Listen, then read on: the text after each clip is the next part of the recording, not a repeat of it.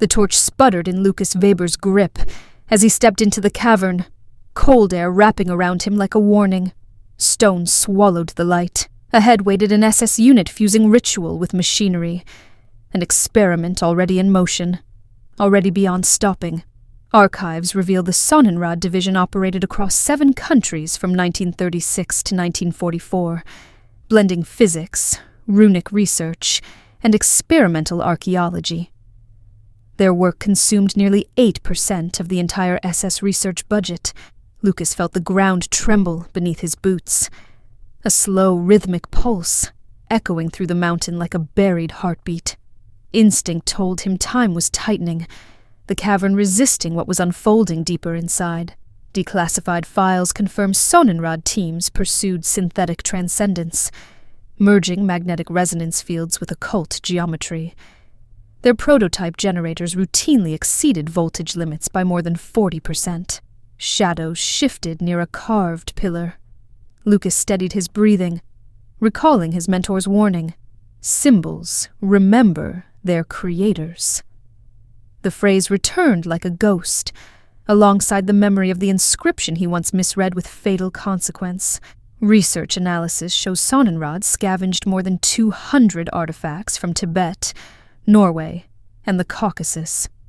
Many displayed magnetic anomalies, with spikes reaching 30 microteslas, far above natural background levels.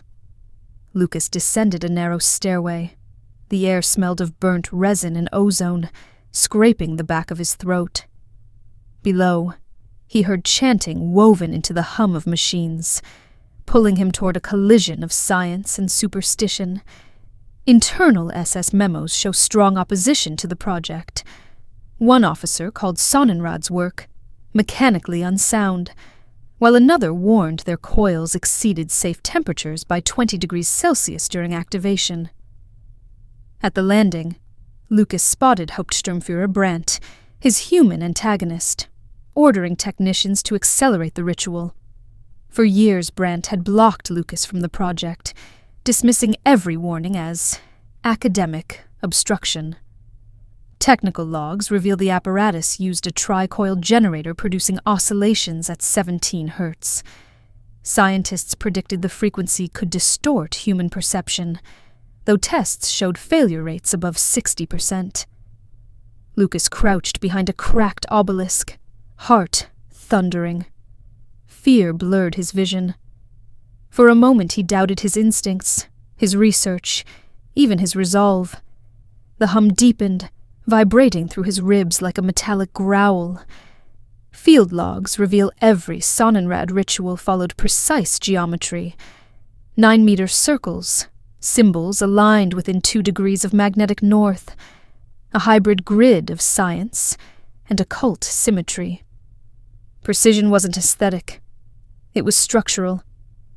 Brandt spotted movement and shouted, accusing Lucas of sabotage. He waved a stamped directive forbidding interference, proof that command had chosen ideology over evidence. Lucas felt the weight of that, seal like a door closing. Still, he stepped forward, pointing at coils already overheating by nearly 15%. Brandt dismissed him, insisting a technical expert had declared the system perfectly safe. Lucas knew that expert had died in a previous test. The generator roared. Energy surged through the chamber. The iron Sonnenrad etched into the floor began to glow. Lucas felt something vast and cold rising through the stone, a pressure that mirrored the dread he had sensed from the first step inside. He rushed toward the apparatus, heat blasting his face. Sparks jumped from the overloaded coils, strobing the room in violent flashes. The chant deepened.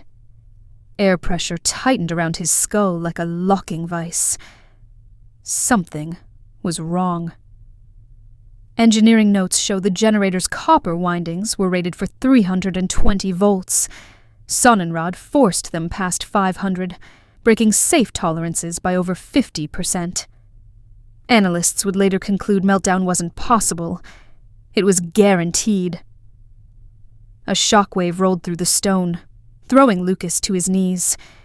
Brandt barked triumph, claiming the spike proved the ritual was working.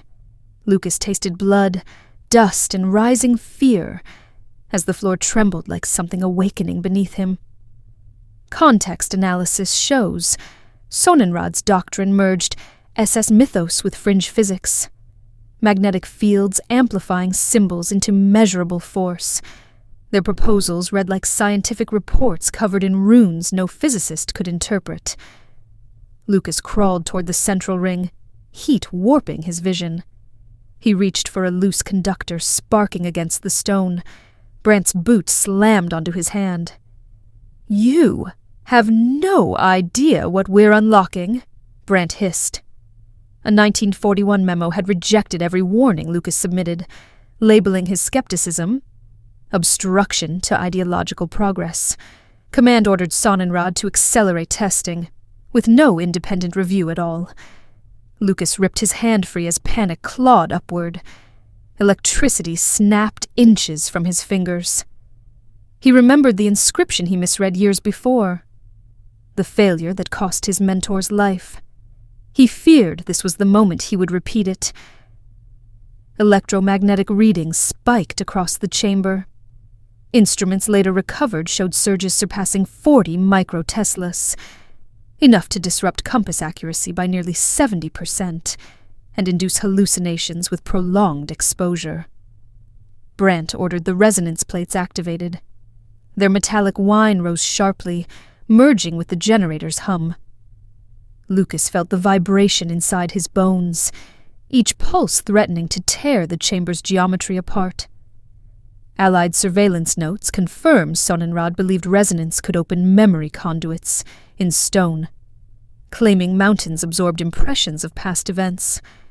Geologists dismissed the idea, but Sonnenrad treated it as scientific doctrine. Lucas yanked his hand free and lunged toward the control bank. A technician grabbed for him, but Lucas shoved him aside.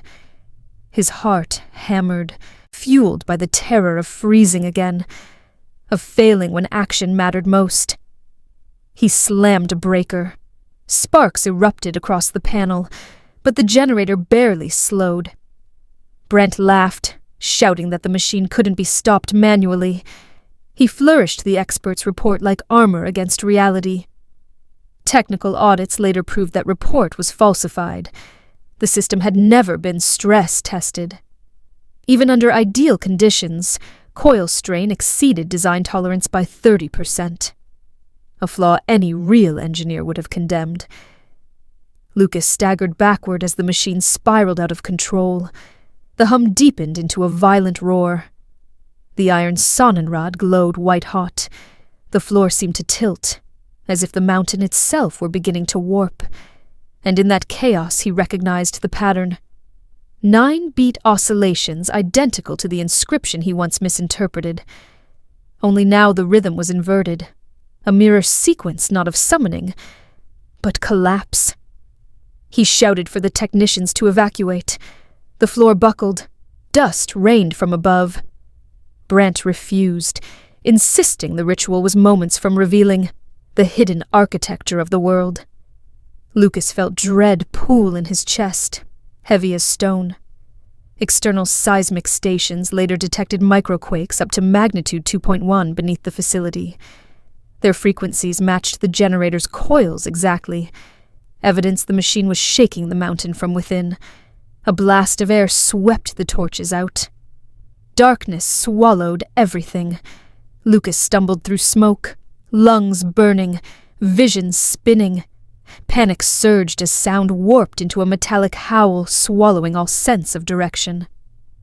Allied records later showed Sonnenrad's precision was an illusion. Their ritual grids demanded millimetric accuracy, yet post-war measurements revealed misalignments of nearly 5 centimeters, enough to corrupt the entire field from the start. Through the haze, Lucas spotted a collapsed technician. He dragged the man toward a recess as molten sparks rained from the failing coils. Brant barked fractured orders, clutching the forged report like scripture even as the chamber buckled. The generator screamed. Lucas forced himself upright, despite shaking knees. He whispered his mentor's old warning. Symbols remember their creators, and felt his resolve anchor. He refused to let another mistake define him. Investigators in 1946 discovered the rotor had exceeded rotational limits by nearly 40%. At those speeds, even microscopic imbalance could have shattered the assembly into lethal fragments. Collapse wasn't a risk. It was certainty. Hours later, emergency teams arrived. Under the scrutiny of senior officers, Lucas repeated his observations, while engineers reawakened the damaged coils at minimal output. Instruments spiked instantly, confirming catastrophic instability. A second controlled test sealed it. The resonance produced structural stress nearly 300%, above Brandt's falsified prediction. Officers signed termination orders on the spot. Brandt was stripped of command and taken into custody. Lucas later helped write post-war protocols governing magnetic research, ensuring no blend of ideology and pseudoscience could bypass safety standards again. His methods reshaped experimental oversight for decades. Declassified studies show Sonnenrad's collapse may have prevented mass casualties. Engineers estimated a full-power detonation could have triggered a 2-kilometer cave-in, with projected fatality rates exceeding 90%. Today, museums display warped fragments of the melted Sonnenrad ring, while researchers dissect its hybrid design. Half engineering, half obsession. Scholars trace Lucas' notes to reveal how ambition twisted science into catastrophe. When Lucas returns years later, he pauses at the same threshold where his torch first trembled. The dread that once gripped him survives only as an echo. Reversed, inverted, a reminder that he stepped into darkness so others wouldn't.